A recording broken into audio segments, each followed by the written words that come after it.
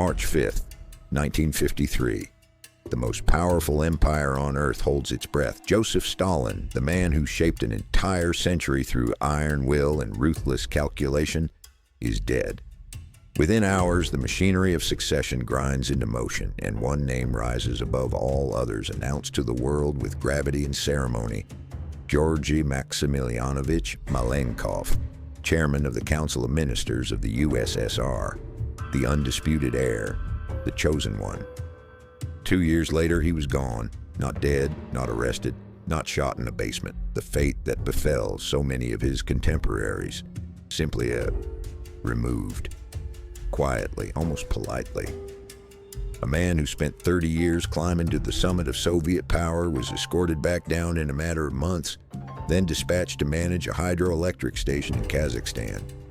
He spent the rest of his long life in near total silence, and when he died in 1988 at the age of 86, not a single city, not a single street bore his name. How does a man of his experience, the ultimate Soviet insider, the architect of the party's most feared personnel system, a survivor of Stalin's purges, how does such a man simply lose? To answer that question, we have to go back, all the way back to a dusty town on the edge of the steppe where a boy with no money and no powerful father decided that the system could be mastered. That power was a science, and that he was the one to crack the code. The boy from Orenburg. The year's 1901, the city's Orenburg, a provincial outpost at the intersection of Russia and Central Asia, far from the gleaming ambitions of St. Petersburg and Moscow. Georgy Malenkov is born into a modest family of noble descent on paper, but poverty in practice. When he's 6 years old, his father dies. In another story, that detail would be a tragedy. For Malenkov, it became an engine. His mother, a woman described by those who knew her as formidably determined, resolved that her son would receive the finest education available. In a city without connections or wealth, that meant one thing: performance, and perform. He did. Malenkov graduated from the Classical Gymnasium in 1919 with a gold medal, the highest academic distinction possible, earned through grinding, relentless discipline. But notice the year, 1919. Russia is in the middle of its civil war. The Bolsheviks are fighting for survival. The old world is collapsing and a new one is being assembled from its wreckage, raw, brutal, and hungry for capable young men. Malenkov looked at the Red Army not through the eyes of an idealist, but through the eyes of a calculator. He was 18 years old. He had no money. He had no family connections.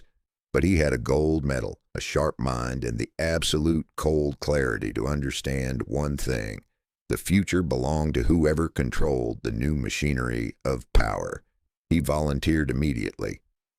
The first lesson: it's not what you do, it's how you report it.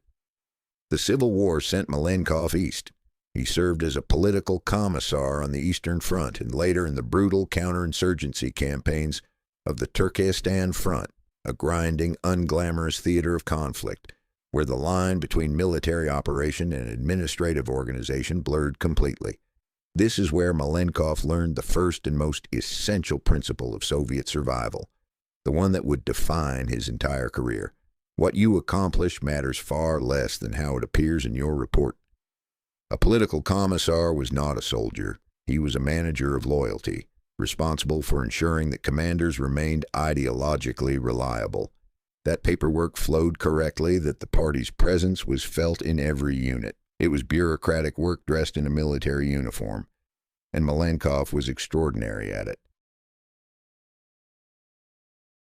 He understood intuitively that the system rewarded presentation, that a correctly drafted report, delivered at the right moment to the right superior, was worth more than any battlefield heroism. He also learned the second principle: absolute personal loyalty to whoever sits above you.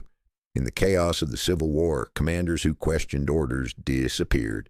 Those who demonstrated unwavering devotion to their superiors advanced. Malenkov watched, cataloged, and adapted. By the time the war ended, he was 20 years old, politically seasoned, and completely self-possessed. He headed to Moscow. The brilliant marriage and the doors that opened. In 1921, Malenkov arrived in the capital accompanied by a young woman named Valeria Golubtsova. She was not simply his companion. She was, in the brutal calculus of Soviet advancement, a strategic asset of the highest order. Valeria's aunts had been active comrades of Lenin himself in the revolutionary underground. Her uncle was Gleb Krzhizhanovsky, one of the most celebrated engineers of the early Soviet state, the architect of Goelro, Lenin's legendary electrification plan for the entire country. In a system where personal connections functioned as currency, Valeria Golubtsova was a treasury. The doors of Moscow's communist establishment opened before Malenkov in ways that would have taken another man a decade to force. He enrolled at the Moscow Higher Technical School, the prestigious institution known as Bauman University, and threw himself into student politics with a ferocity that had nothing to do with academic interest. This is worth pausing on. Malenkov never completed his degree. He never received a diploma from Bauman. The institution that supposedly educated him became instead the arena where he first demonstrated his most lethal political skill, the systematic destruction of ideological opponents. The Purifier. The 1920s were a decade of relentless internal warfare within the Bolshevik Party. Trotsky, Zinoviev, Kamenev, Bukharin, one after another, once powerful figures, found themselves on the wrong side of the party line.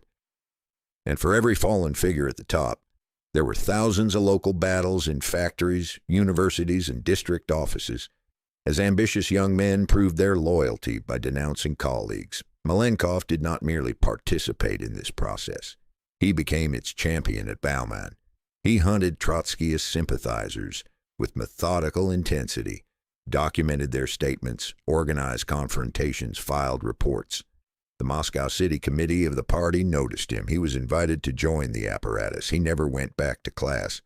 What is remarkable is not the cynicism of this choice. Many men made similar calculations in that era, but the precision with which Malenkov executed it. He was not reckless. He was not a fanatic. He never allowed his personal aggression to show.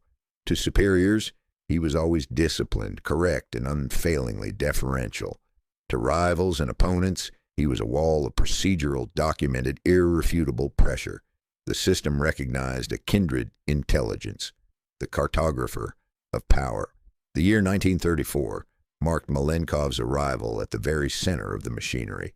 The 17th Party Congress, later known to history as the Congress of Victors, and darkly as the Congress of the Condemned, reshuffled the party's administrative structure. Malenkov was appointed deputy to Nikolai Yezhov in the department of leading party organs of the Central Committee. The name of this department sounds bureaucratic to the point of numbness. Its actual function was something else entirely. It controlled the careers of every significant official in the Soviet Union, who got promoted, who got transferred, who disappeared from the lists. Malenkov's contribution to this department was the creation of something genuinely unprecedented in the history of organizational control, a card file registry system cataloging 2,500,000 members of the Communist Party. Names, positions, political records, personal connections, past statements, relationships. A database of human beings built entirely on paper cards, cross-referenced with mechanical precision. In the age before computers, this was an instrument of almost incomprehensible power. Whoever controlled those cards controlled careers, controlled fates, and Malenkov controlled the cards. Then came 1937, the Great Terror, the period of mass arrests and political campaigns that swept through Soviet society like a hurricane, created a situation where Malenkov's card files became the operational foundation of the purges themselves. He traveled across the country alongside NKVD officers presiding over regional party meetings where lists were reviewed, accusations were raised, and fates were sealed. Documents confirmed his direct involvement in approval of mass operations in multiple regions. But Malenkov possessed one quality that distinguished him from nearly every other participant in the terror. He knew how to step back. When Stalin decided that the purges had gone too far, that Yezhov had become a liability and a scapegoat was needed, Malenkov did not merely survive the reversal. He orchestrated it. He had spent years gathering information about Yezhov's excesses, filing quiet reports, building a case. In December of 1938, Nikolai Yezhov, the most feared man in the Soviet Union, the embodiment of the terror, was arrested. The arrest took place in Malenkov's own office. Let that image settle for a moment. The man who had run the most brutal secret police operation in human history was taken into custody in the office of his own subordinate. Triumph at 37. By 1939, Malenkov's position was simply extraordinary. He was appointed secretary of the Central Committee, head of the Cadres Directorate, and member of the Org Bureau, the organization bureau that managed the day-to-day mechanics of party administration. He was 37 years old, from a fatherless boy in Orenburg, with nothing but a gold medal and a calculating mind. He had climbed to the innermost circle of the most powerful state apparatus in the world. He knew where every skeleton was buried because in many cases he had helped bury them. He controlled the information. He controlled the cadres. And yet, standing at this extraordinary summit in 1939, Georgy Malenkov had already built into his ascent the invisible cracks that would one day bring the entire structure down. He had mastered every rule of the Soviet system, except the most important one. The rule that his rival, a rough, cunning man from a Ukrainian mining village, understood instinctively and would use to destroy him. But that story belongs to what came next. June 22nd, 1941, 4:15 in the morning, German forces crossed the Soviet border along a front stretching nearly 3,000 kilometers. Within hours, entire Soviet armies are encircled. Communications collapse. Commanders lose contact with their units. The largest land invasion in human history is unfolding in real time, and the Soviet state, despite every warning, is caught in a condition of catastrophic unreadiness. In those first frantic hours, as Stalin retreated into shocked paralysis at his dacha, 2 signatures appeared on the emergency military directives sent to the fronts, those of Chief of the General Staff Georgy Zhukov and Commissar of Defense Semyon Timoshenko, and a third signature quietly, almost unremarkably, Georgy Malenkov. The boy from Orenburg, who had never commanded a platoon, never studied military strategy, never worn a combat uniform, was already there, already signing the orders, already inside the machinery at the moment of maximum crisis. That tells you everything you need to know about where Georgy Malenkov stood in the summer of 1941. 9 men and an empire at war. Within days of the German invasion, Stalin created the State Defense Committee, the Gosudarstvenny Komitet Oborony, known by its Russian initials as the GKO. It was a body unlike anything in Soviet history, a supreme emergency council of 9 men who concentrated in their hands total control over every dimension of Soviet life, military, economic, industrial, and political. For the duration of the war, the GKO functioned as the actual government of the USSR. Its orders overrode everything. Its decisions were absolute. Malenkov was one of those 9 men. Think carefully about what that means. He had no military background. He had no expertise in logistics or weapons manufacturing. He was a party administrator, a personnel manager, a bureaucratic engineer. And yet he sat alongside Molotov, Beria, and Voroshilov at the very apex of a nation fighting for its existence. His formal responsibility within the GKO was the supervision of military aircraft production, arguably the most critical industrial task of the entire war. Soviet aviation had been devastated in the first days of the German attack, with hundreds of planes destroyed on the ground before they could even take off. Rebuilding that capacity, relocating entire factories east of the Ural Mountains, restarting production lines, managing supply chains across thousands of kilometers, required exactly the kind of systematic, relentless administrative control that Malenkov had spent 20 years perfecting.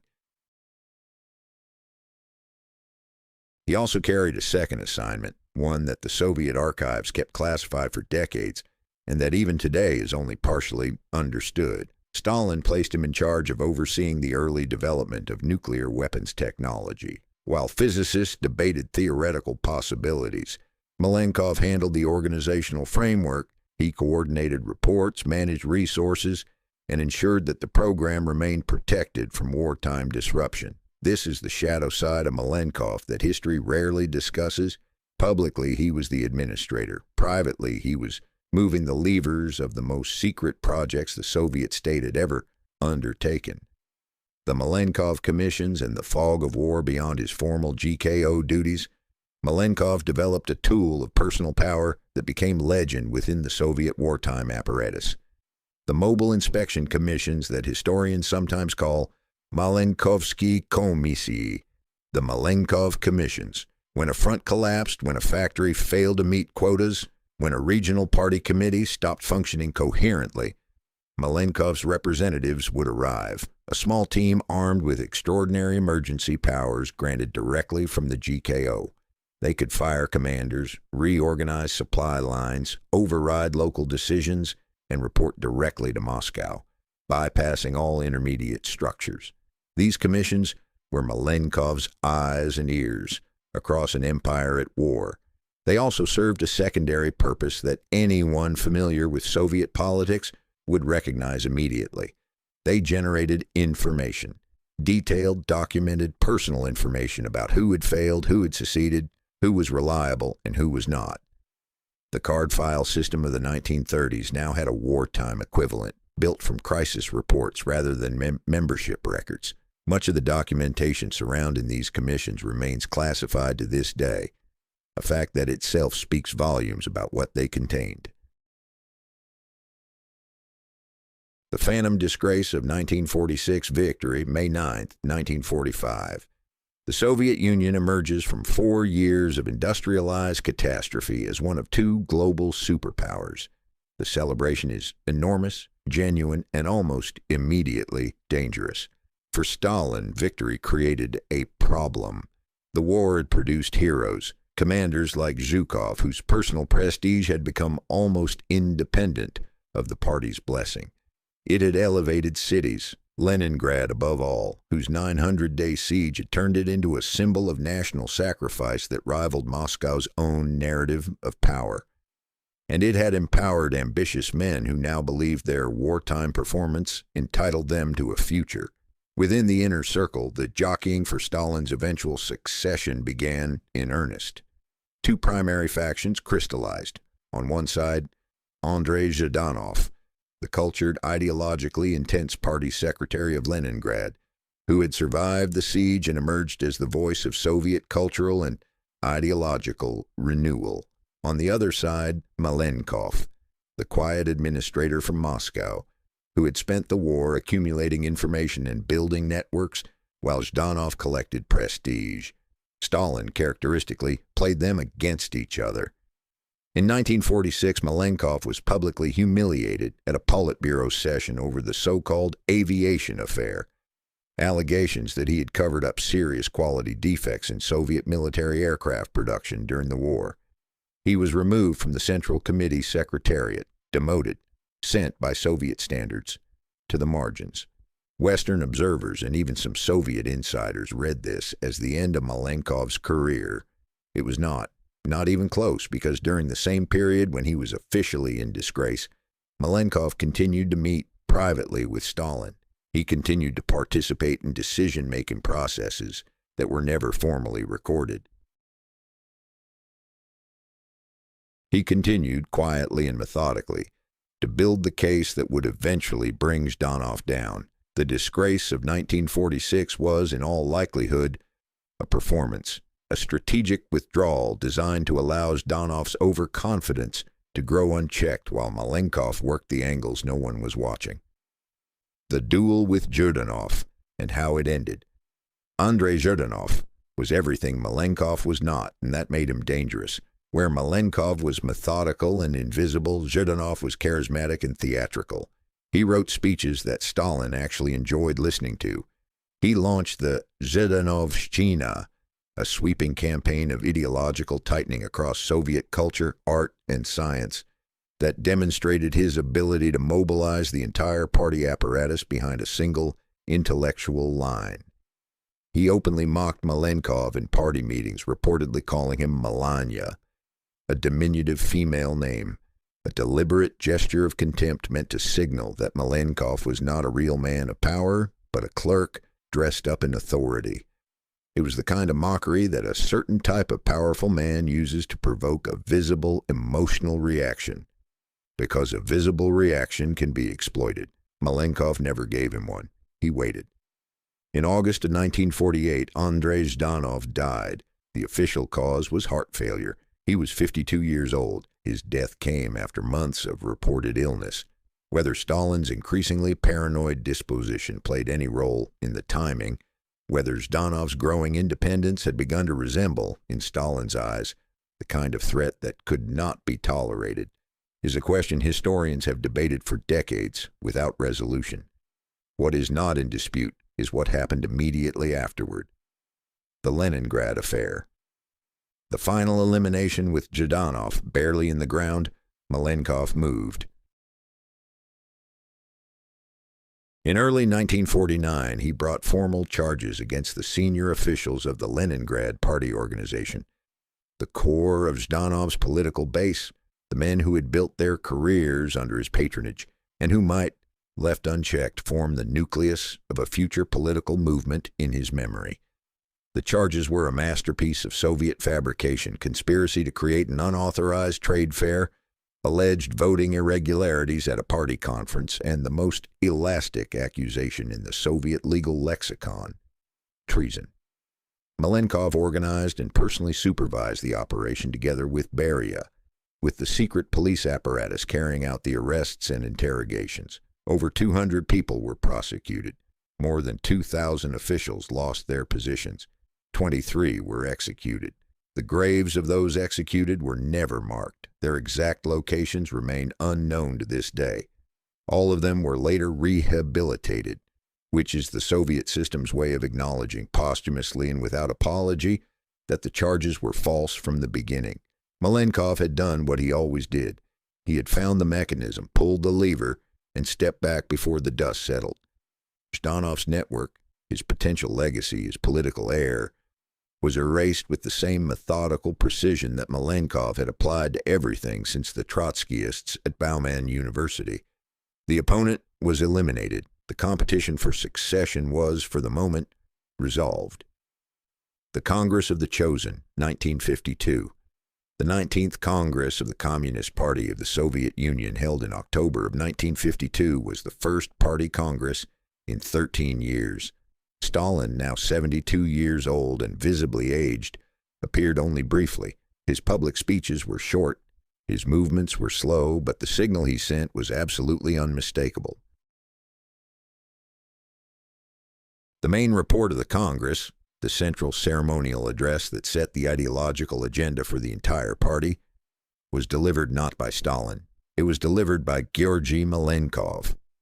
In the grammar of Soviet political ritual, this was not merely an honor, it was a designation. Stalin was telling every person in that hall, every regional party secretary, every minister, every general, every ambassador, that this was the man.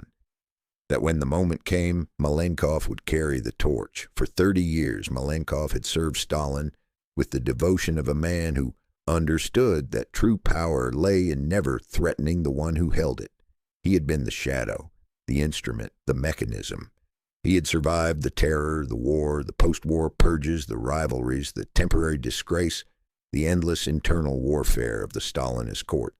And now, at the age of 50, he stood before the entire party as the named heir of the most powerful autocrat the Soviet system had ever produced. March 5th, 1953. Stalin suffered a stroke in the night of March 1st, for reasons that have never been fully explained, reasons that some historians find deeply suspicious. His guards did not enter his room for many hours after the crisis began. By the time he was found, the damage was irreversible. For 4 days, the inner circle gathered at his bedside. Malenkov was there. Beria was there. Khrushchev was there. Molotov was there. They stood around the bed of the man who had ruled them for 3 decades, watching him die, and each one was already calculating. On March 5th, Stalin died. On March 6th, Georgy Malenkov was announced as chairman of the Council of Ministers of the USSR, the most powerful governmental position in the Soviet state, the role he had spent his entire adult life engineering himself toward. He had the title, he had the office, he had the prestige. What he did not yet understand, what he had somehow catastrophically failed to account for, was that in the Soviet system the title was never the thing that mattered.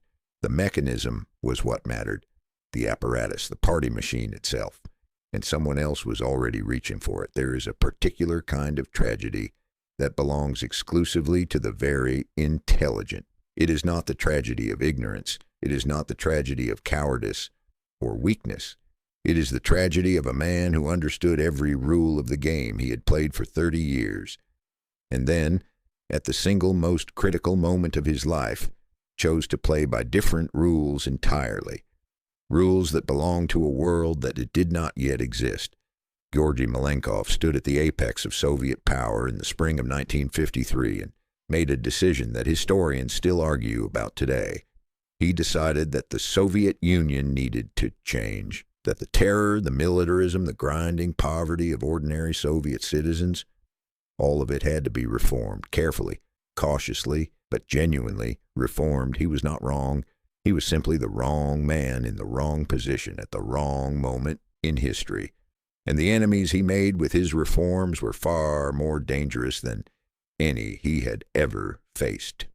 The 100 days that could have changed everything. The speed with which Malenkov moved in the weeks following Stalin's death was startling, even by the standards of a man known for administrative precision. Within months of taking power, he introduced a series of policy changes that would not have been out of place in a program of genuine modernization. He reduced agricultural taxes dramatically, in some categories by half, and canceled the debts that collective farms had accumulated under Stalin's impossible quota system.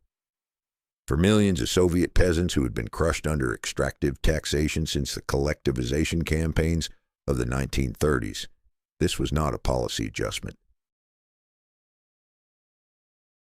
It was a transformation of daily life. He went further. He proposed a fundamental reorientation of the Soviet economy away from its obsessive focus on heavy industry, the steel plants, the tank factories, the military-industrial infrastructure that had consumed the nation's resources for 2 decades, and toward the production of consumer goods, food, clothing, housing, the actual needs of actual people.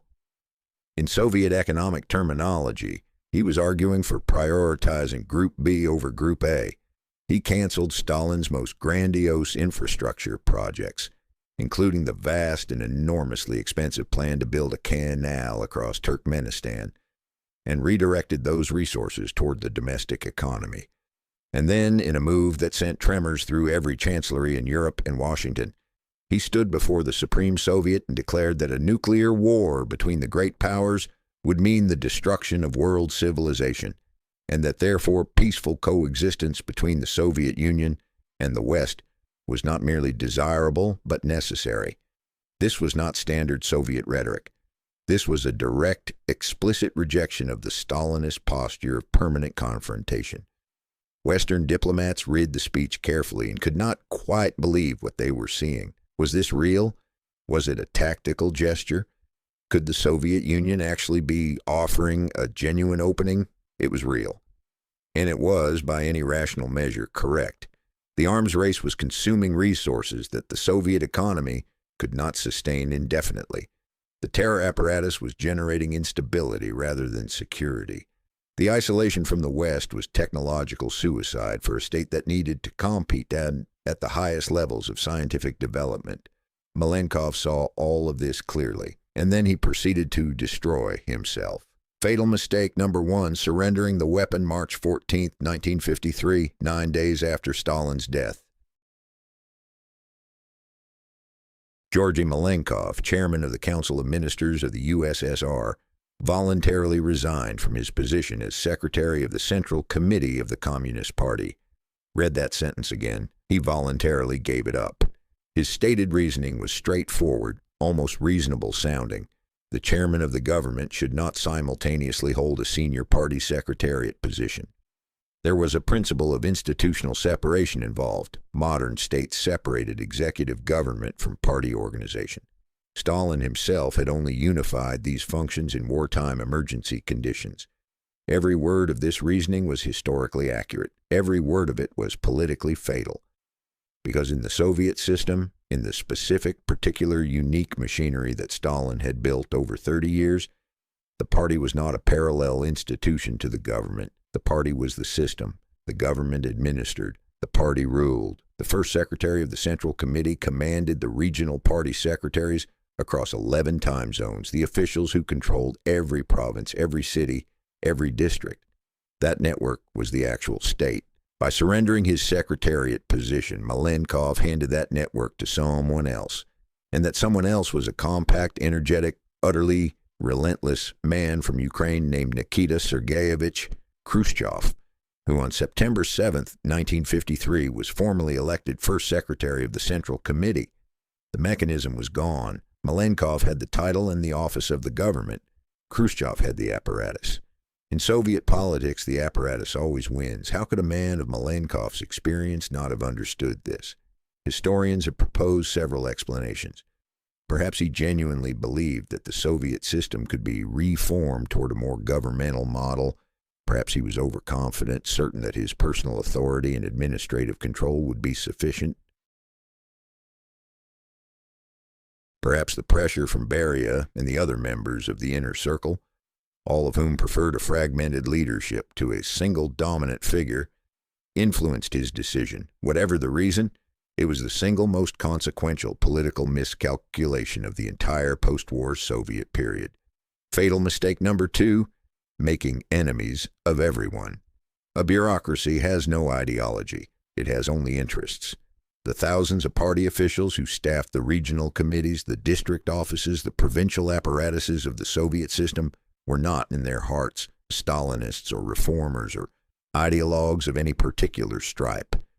They were professionals of power. They had families. They had dachas.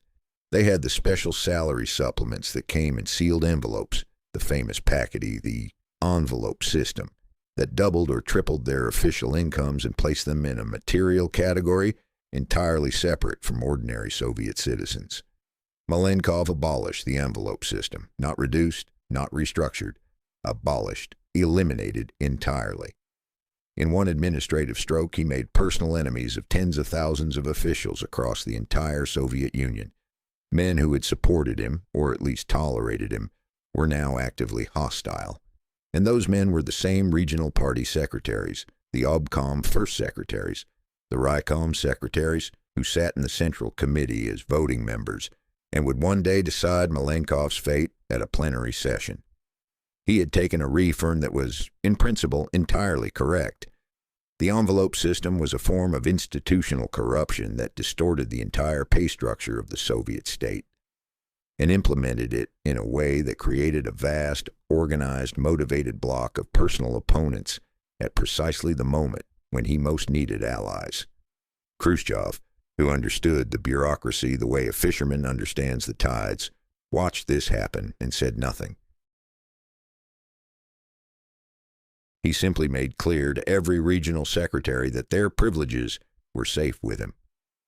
Fatal mistake number 3, destroying his only ally.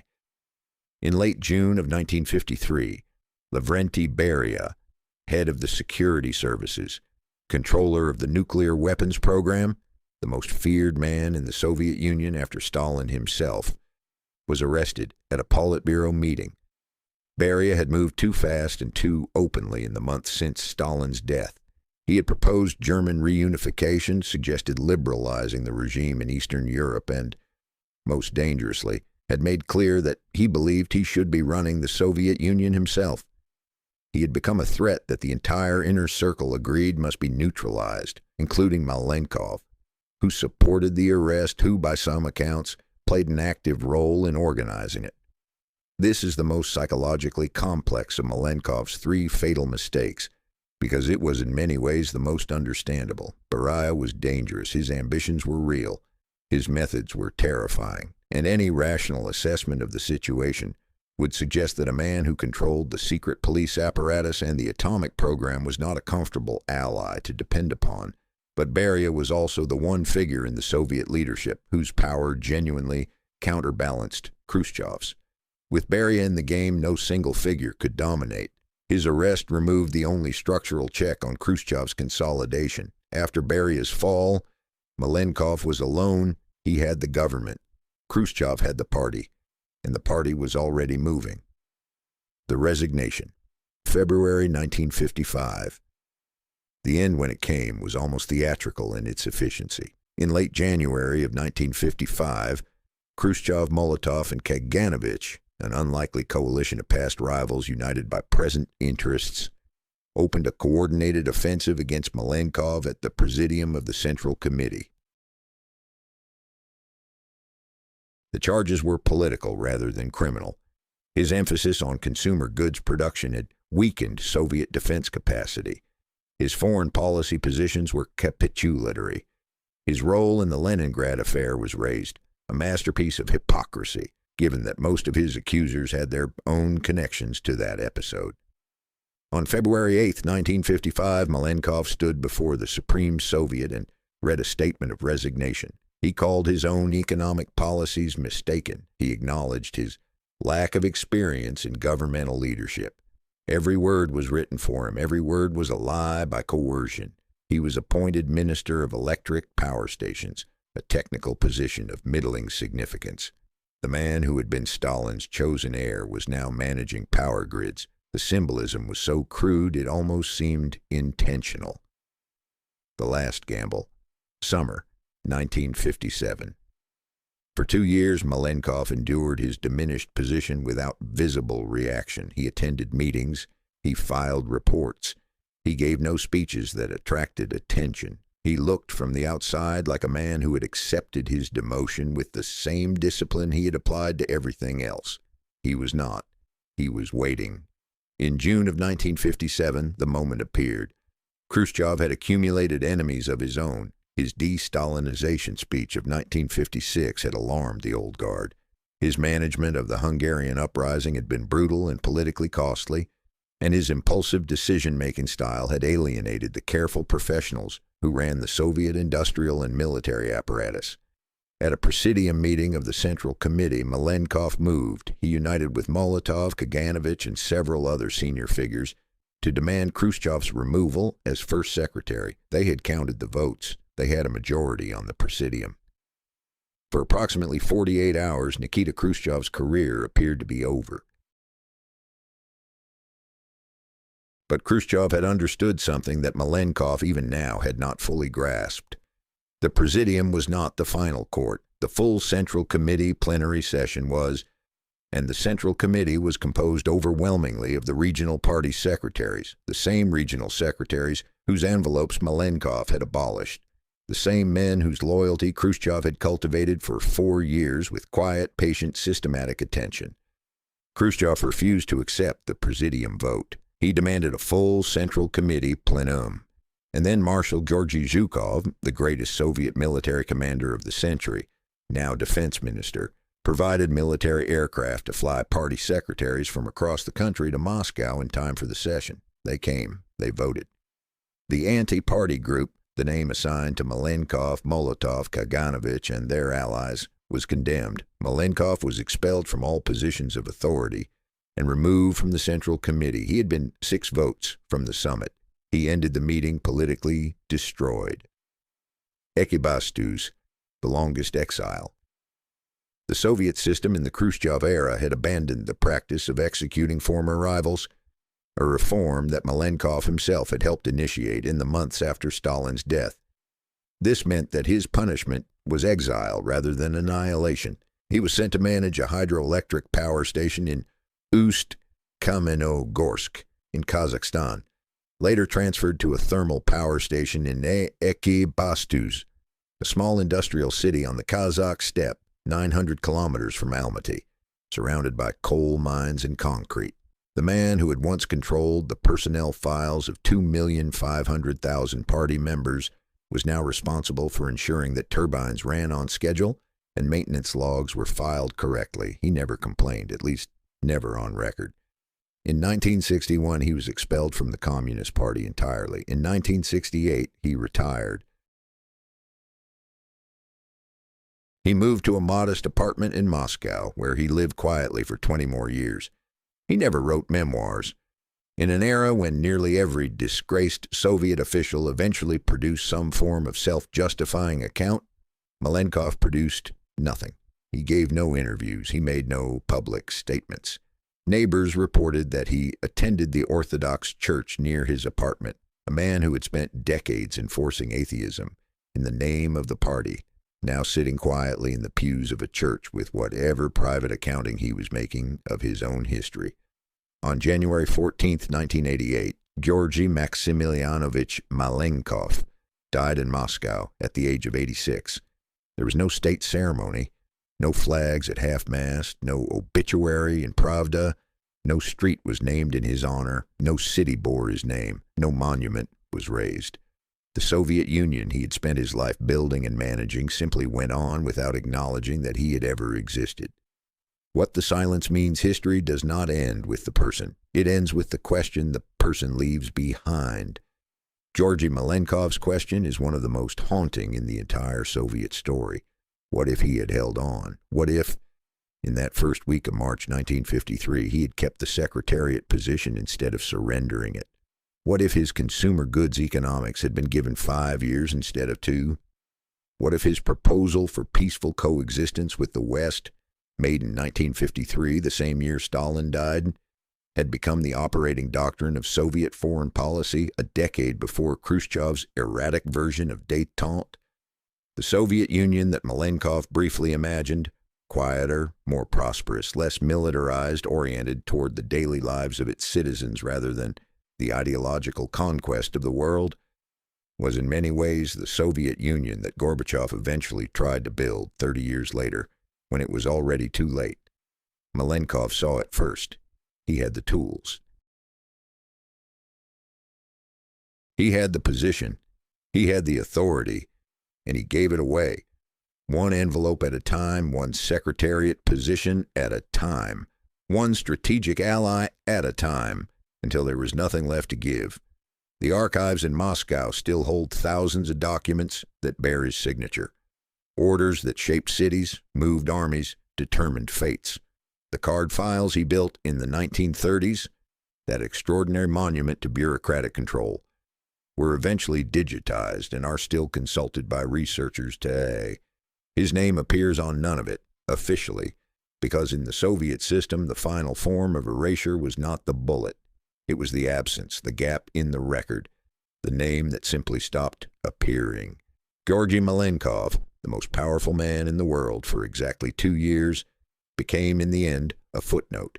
Not because he was insignificant, but because the system he had served so brilliantly for so long was better at forgetting than at remembering, and perhaps that was the most Soviet ending of all.